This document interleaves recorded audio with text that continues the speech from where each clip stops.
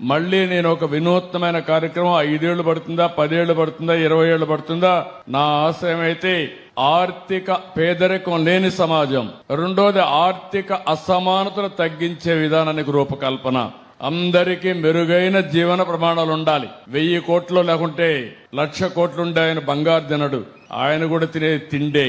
ఆయన కూడా షుగర్ వ్యాధి ఉంటే తిండి కూడా సరిగా తినలేడు. కనీసం మీరు తిరిగి అరిగించుకునే శక్తి మీకుంది, వాళ్ళకి ఆ శక్తి కూడా లేదు. అందుకే అందరికీ సమాన అవకాశాలు ఇవ్వాలి.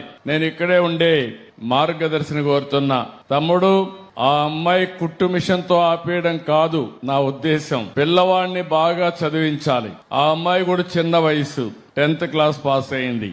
అవసరమైతే ఆ అమ్మాయిని కూడా ప్రోత్సహించి ఇంటర్మీడియట్ గాని ఆన్లైన్ లో కూడా చదువుకోవచ్చు. ఇంటికాడ ఫ్రీగా ఉన్నప్పుడమ్మా మీ అబ్బాయి చదువుకోవడమే కాదు, నువ్వు కూడా చదువుకోవాలి. పిల్లవాడితో సమానంగా నువ్వు కూడా చదువుకొని 10th క్లాస్ ఇంటర్మీడియట్ కూడా పాస్ అయితే ఇక్కడ చాలా ఇండస్ట్రీస్ వచ్చాయి, అందులో ఉద్యోగాలు కూడా వస్తాయి. ఒక రోజు నిన్ను చూడాలనుకుంటున్నా, నువ్వు మళ్ళా టీచర్గా తయారయ్యి నీ కొడుక్కి చదువు చెప్పే పరిస్థితి నువ్వు రావాలనేది నా ఆకాంక్ష.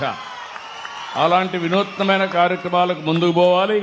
మీరు కూడా నాకు కావాల్సింది ఏదో ఆ అమ్మాయిని కోరికలను కూడా లేకుండా చేయకుండా, అంటే ఇన్ ది సెన్స్ ఆ అమ్మాయికి భవిష్యత్తు మీద ఆశ ఉండాలి.